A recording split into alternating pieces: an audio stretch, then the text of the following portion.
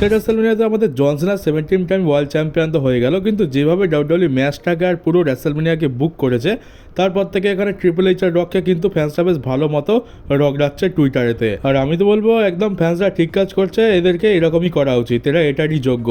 এইভাবে যদি ফ্যান্সকে বোকা বানায় তাহলে তো এরকমই ব্যাকলাস ফেস করতে হবে। তবে রেসলম্যানিয়া প্রেস ইভেন্টে এখানে ট্রিপল এইচ আছে, ট্রিপল এইচকে বেশ কয়েকটা প্রশ্ন করা হয় আর এখানে ট্রিপল এইচ জো হেনরির বেশ প্রশংসা করেছে। এখানে বলে যে জো হেনরিকে আমরা খুবই ভালোবাসি আর আমরা ভবিষ্যতে জো হেনরিকে আরও সমস্ত শোতে ইনভলভ করব।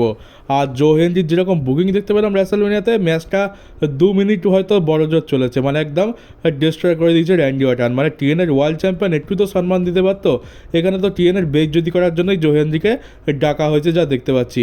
এটা বলছি না যেখানে জো হেনরিকে জেতাও, অফকোর্স এখানে র্যান্ডি অর্টনের লেভেলটা একটা অনেক উঁচুতে রয়েছে, জো হেনরি তার ধারে কাছেও নেই, কিন্তু একটু তো সম্মান দিতে পারতো, কম করে হলো 7 থেকে 8 মিনিটের একটা ম্যাচ দিতে পারতো। আর তারপরে টাকলার কনফিডেন্স কি, টাকলা বলছে যে ভবিষ্যতে আমরা আরও বড় বড় জিনিস দেখতে পাবো, আরও বড় বড় সারপ্রাইজ পাবো। মানে টাকলা ভাবেটা কি, আমরা কি এতটাই বোকা একবারের জন্য প্রতিবেশীকে বিশ্বাস করে নেবো কিন্তু এই টাকলাকে আর জীবনে কোনোদিন বিশ্বাস করবো না। আর এমনটা জানা যাচ্ছে যে রেসলম্যানিয়াতে ডাব্লিউডব্লিউ যে ফার্ডিকে র্যান্ডি অর্টনের অপোনেন্ট বানাবে ভেবেছিল, কিন্তু তারপরে ওটাকে রিপ্লেস করে দেওয়া হয় জো হেনরিকে দিয়ে। এর পেছনে কারণ তো জানা যায়নি, তবে আমার মনে হচ্ছে কারণ এটাই হবে যে যেহেতু ডাব্লিউডব্লিউ এখানে একটা স্কোয়াশ ম্যাচ বুক করেছে, 2 মিনিটের মধ্যে ম্যাচটা শেষ করে দিয়েছে, তাই জন্য ডাব্লিউডব্লিউ জো হেনরিকেই প্রেফার করেছে আর জে ফার্ডিকে আনেনি, নাহলে জে ফার্ডিরও অনেক বেইজ্জতি হতো। আর জে ফার্ডি 2 মিনিটে হেরে যাবে এটা তো খুব একটা ভালো দেখায় না। আর তাছাড়া জো হেনরিকে আনার কারণ হচ্ছে যে টিএনএতে জো হেনরি খুব ফেমাস, আর টিএনএতে নয় পুরো ওয়ার্ল্ডে জো হেনরি খুব ফেমাস, আর জো হেনরিকে ফ্যান্সরা চেনে। তো সে যদি আসে একটা বড় মোমেন্ট ক্রিয়েট হবে, একটু অ্যাট্রাকশনও গ্র্যাব করবে, সেই জন্যই জো হেনরিকে এখানে আনা হয়েছে। যদি টিএনএ থেকে অন্য কাউকে আনতো তাহলে তো ফ্যান্সরা অতটা চেনেও না, তাই অতটা বেশি এখানে বলতে পারতো যে শোরগোল পড়তো না। তো এই কারণেই জো হেনরিকে এখানে আনা হয়েছে। তবে বলবো জে ফার্ডিকে এনেও খুব একটা ভুল করতো না, জে ফার্ডি যদি আসতো এটা রেসলম্যানিয়াতে ডেফিনেটলি জো হেনরির থেকে তো বড় মোমেন্ট ক্রিয়েট হতো। আর যদি একটা 10 মিনিটের ম্যাচ দিয়ে দিত তারপরে যদি র্যান্ডি অর্টন এখানে জে ফার্ডিকে হারিয়ে দিত তাহলে কিন্তু খুব একটা খারাপ দেখাতো না। তো এখানে তো একটা অনেক বড় অপরচুনিটি ডাব্লিউডব্লিউ মিস করে দিল। আর আজকে প্রেস ইভেন্টে আমরা জন সিনাকেও দেখতে পাই, জন সিনা খুবই ধৈর্যের সাথে সবার প্রশ্নের উত্তর দিচ্ছে। আজকে জন সিনাকে একটু খুশিও লাগছিল, মানে জন সিনা হিল না ফেস এটা একটু বোঝা মুশকিল, তবে যখন কথা বলছে তখন বোঝা যাচ্ছে যে জন সিনা একজন হিল। আর জন সিনা তার প্রোমোতে বলেছিল যে সে রেসলিংকে রুইন করে দেবে, মানে সে রেসলিংকে পুরোপুরি নষ্ট করে দেবে, বরবাদ করে দেবে। আর দেখতে গেলে আজকের যে ম্যাচটা দেখতে পেলাম সেটা কিন্তু ওরকমই হয়েছে। জন সিনা রেসলিংয়ের তো পুরো পোকা মেরেই রেখে দিয়েছে, মানে এত বাজে রেসলিং আর এত বাজে একটা এন্ডিং, এটা দেখতে গেলে যে স্টোরি লাইন অনুযায়ী জন সিনার ক্যারেক্টার সাথে একদম ফিট বসে, সে রেসলিংকে পুরো বরবাদ করে দিয়েছে। একটা ভালো রেসলিং ম্যাচ আমরা দেখতে পেলাম না। এবার এটা ট্রিপল এইচ করেছে নাকি এটা তারই ক্যারেক্টারের একটা অংশ সেটা তো বোঝা মুশকিল। দেখো আমরা দেখতে চেয়েছিলাম কি রক আসবে, স্টোন কোল্ড স্টিভ অস্টিন আসবে, আমরা বেশ ভালো মতো একটা ফাইট দেখতে পাবো, ভালো মতো রেসলিং ম্যাচ দেখতে পাবো, কিন্তু জন সিনা আমাদেরকে কিচ্ছু দেখতে দিল না।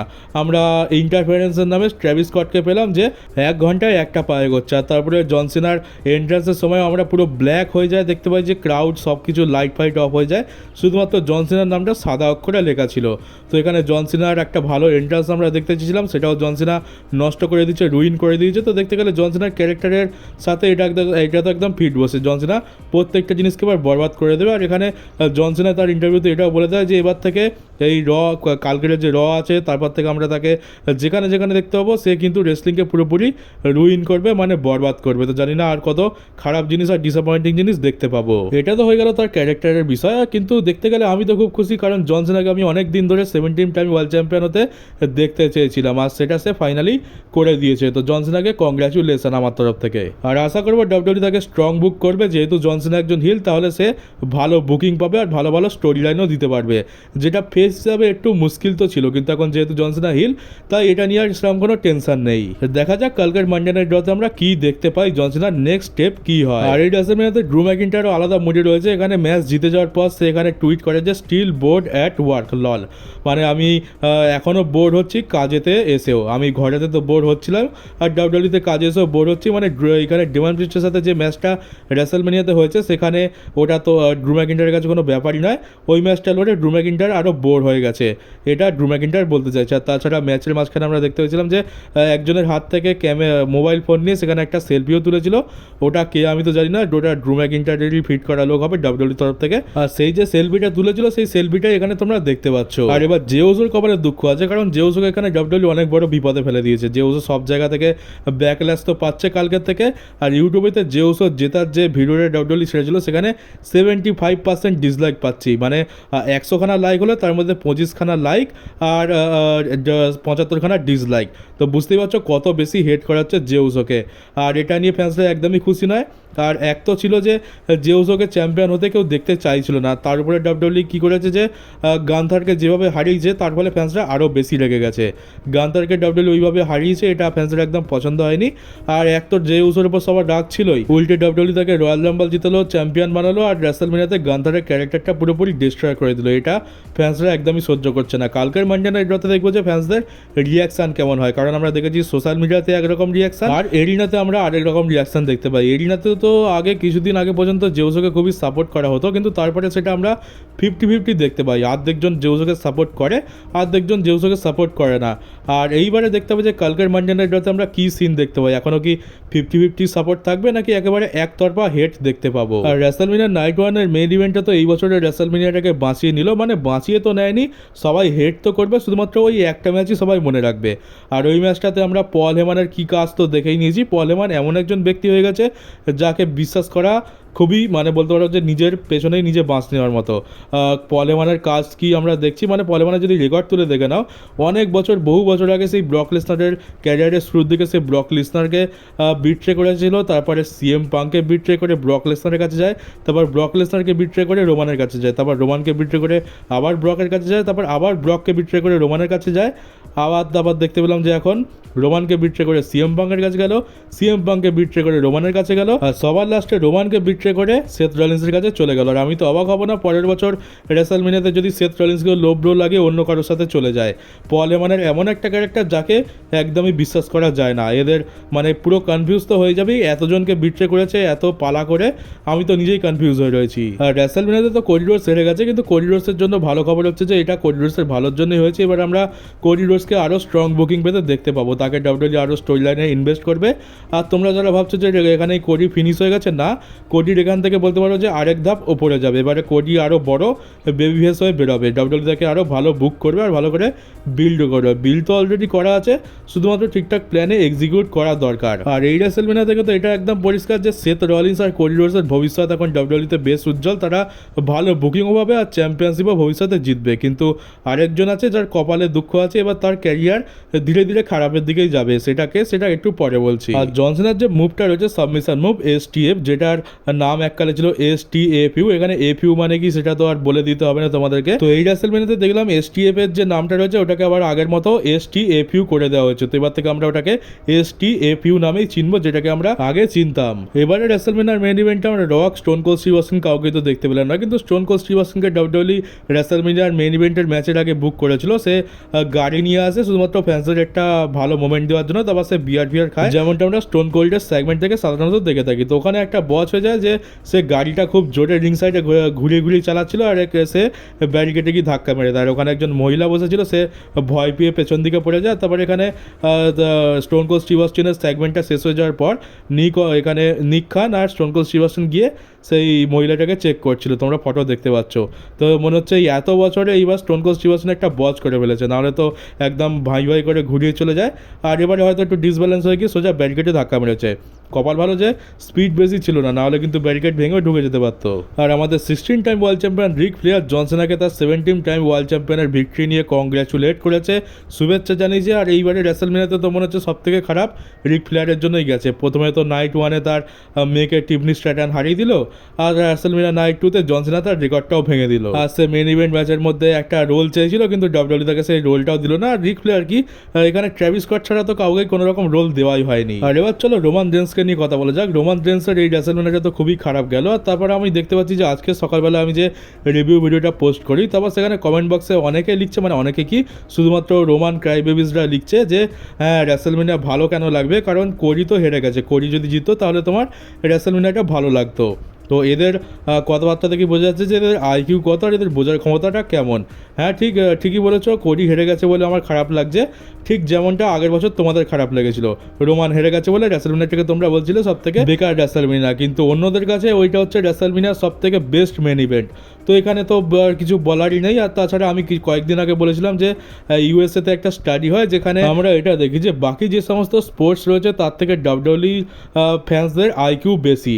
তো ভাগ্য ভালো যে ওই স্টাডিটা শুধুমাত্র আমেরিকাতে হয়েছে, ওটা যদি ইন্ডিয়া আর বাংলাদেশে করতো তাহলে ডাব্লিউডব্লিউই ফ্যান্সদের আইকিউ সব থেকে কম বেরোতো, কারণ সবাই তো রোমানের ফ্যান। তো আমি ঠিক করেছি, দেখো এদের তো বোঝার ক্ষমতা নেই, এদেরকে আমি কিছু ব্যাখ্যা করতেও যাবো না, আর আমার বলে লাভও নেই, বেকার সময় নষ্ট। তো এবার নিউজটার উপরে আসা যাক, সেটা হচ্ছে যে এটা রোমান ক্রাইবেবিসদের জন্য একটা গুড নিউজ, কারণ তোমাদের কাঁদার জন্য আরও একটা বড় কারণ পাওয়া গেছে।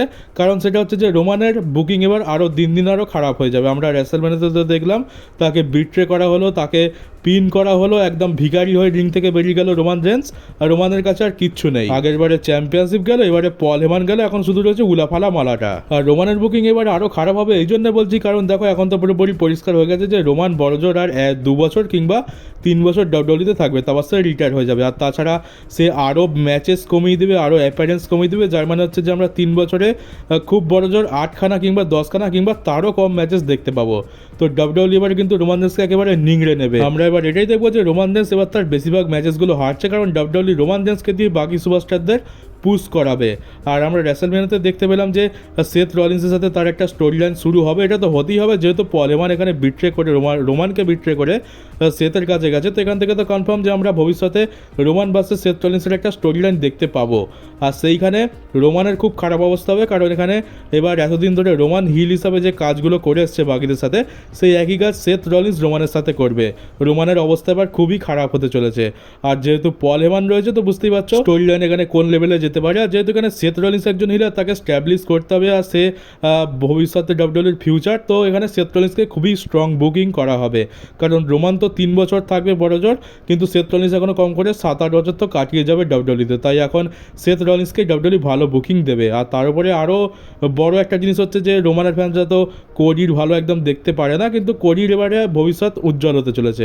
উজ্জ্বল তো আগে থেকে ছিল, এবার আরও উজ্জ্বল হবে, কারণ কোডিরও এখন 7 থেকে 8 বছর আরামসে ডাব্লিউডব্লিউতে সে কাটাতে পারবে। তো এখানে দেখতে গেলে সেথ রলিন্স আর কোডি রোডস দুজনের ফিউচার ডাব্লিউডব্লিউ এদের দুজনের উপরই ফোকাস করবে, কারণ এদের দুজনকে ডাব্লিউডব্লিউ অনেক ভালো করে বিল্ড করে দিয়েছে। আমরা হয়তো কদিন পর সেথ রলিন্সের কাছে একটা চ্যাম্পিয়নশিপ দেখতে পাবো, আর তাছাড়া কোডি রোডসও খুব তাড়াতাড়ি চ্যাম্পিয়নশিপ জিতবে। কিন্তু এখন রোমান রেন্সের পক্ষে চ্যাম্পিয়নশিপ জেতা খুবই মুশকিল। আর রোমানকে যদি চ্যাম্পিয়নশিপ ম্যাচে রাখা হয় সেখানে সে হারবে, এটারই চান্স বেশি রয়েছে। তো রোমান ক্রাইবেবিসরা তোমাদের কান্নাকাটি করার জন্য এখন অনেক কারণ রয়েছে।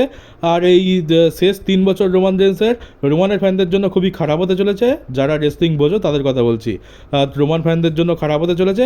আর যারা রোমান ক্রাইবেবিস রয়েছে, যারা রেসলিং তো বোঝেই না, তাদের জন্য এই শেষ 3 বছর একদম নরক হতে চলেছে ডাব্লিউডব্লিউ। তো রোমান ক্রাইবেবিদের বলবো তো এবার ভালো করে এনজয় করো, এনজয় দ্য রাইড। আর যেমনটা মনে হচ্ছে যে সেথ রলিন্স আর পল হেমানের সাথে এখানে রকও যোগ দেবে, তো রোমানের তো আরও কপাল খারাপ আছে। একদিকে তো তোমরা রোমানের খারাপ বুকিং দেখতে পাবে, আর অপরদিকে রোমানের সব থেকে বড় শত্রু সেথ রলিন্স আর কোডি রোডসের তোমরা ভালো বুকিং দেখতে পাবে, তাদের কাঁধে তোমরা চ্যাম্পিয়নশিপও দেখতে পাবে। আর এতদিন তোমরা যারা জন সিনাকে গ্রেটেস্ট অফ অল টাইম বলে মানো না, তোমরা বলো যে রোমান 3.5 বছরের টাইটেল রেন দিয়ে গ্রেটেস্ট অফ অল টাইম হয়ে গেছে, রোমানের জুতোরও যোগ্য না জন সিনা, তাদেরকে তো সেই সমস্ত ফ্যানদেরকে বলবো যে তোমরা তো এই রেসলম্যানিয়াতে জন সিনাকে নিজের বাবা বানিয়েছিলে, কারণ সে কোডির এগেনস্টে লড়ছিল। এখন কোডি হেরে গেছে জন সিনার কাছে, তাই তোমরা খুবই খুশি। আর তোমাদের জন্য খুশি হবে যে এখন জন সিনা 17 টাইম ওয়ার্ল্ড চ্যাম্পিয়ন হওয়ার পর অফিসিয়ালি এখন ডাব্লিউডব্লিউর গ্রেটেস্ট অফ অল টাইম। যে লেভেলে তোমাদের রোমান রেন্স তো কোনোদিনও যেতে পারবে না। আর রোমান রেন্সের 3.5 বছরের চিটিংবাজি টাইটেল রেন দেখিয়ে তোমরা গ্রেটেস্ট অফ অল টাইম বলে চিল্লাতে, কিন্তু জন সিনার ক্ষেত্রে তো সেটা একেবারে পার্মানেন্ট হয়ে গেছে। জন সিনাকে এখন সব জায়গায় অফিসিয়ালি গ্রেটেস্ট অফ অল টাইমই বলা হবে, কিন্তু রোমান আদৌ গ্রেটেস্ট অফ অল টাইম কিনা সেটা কেউ অফিসিয়ালি বলতে পারবে না। আর জন সিনা যেহেতু একজন হিল, সে এখন 17 টাইম ওয়ার্ল্ড চ্যাম্পিয়ন, তো সে এখন ভালো বুকিংও পাবে তার রিটায়ারমেন্ট ট্যুরে। তো দেখতে গেলে সব দিক দিয়ে তো এখানে বিপদ। রোমানের সব থেকে বড় শত্রু সেথ রলিন্স ভালো বুকিং পাবে, কোডি রোডসও ভালো বুকিং পাবে, জন সিনা ভালো বুকিং পাবে, officially John Cena greatest of all টাইমও হয়ে গেল। আর খারাপ বুকিং কে পেল? Roman Reigns. তো এটাই হচ্ছে এখন রিয়ালিটি। সো রোমান ক্রাইবেবিস, জানিয়ে কথাগুলো শুনে তোমাদের বহুত পেছন জ্বলছে, তো আমি তো তোমাদের পেছন জ্বালানোর জন্যই বলেছি, আর আমি একদম রিয়ালিটি নিয়ে কথা বলেছি। তো নাও এনজয় করো, আর আমাকে গালাগালি দিতে তো লাভ নেই, কারণ এবার যা করার তা তো ওই বিশ্বাসঘাতক টাকলা ট্রিপল এইচই করবে। তো আজকের ভিডিওটা এই পর্যন্ত ছিল। কেমন লাগলো কমেন্ট বক্সে অবশ্যই জানিও। নতুন হয়ে থাকলে চ্যানেলটাকে সাবস্ক্রাইব করে নোটিফিকেশন বেলটাকে অবশ্যই অন করে দাও। ভিডিওটাকে শেয়ার করতে একদমই ভুলো না। তো চলো গাইস, দেখা হচ্ছে তোমাদের সাথে ডাব্লিউডব্লিউইর নতুন একটা নিউজ ভিডিওতে।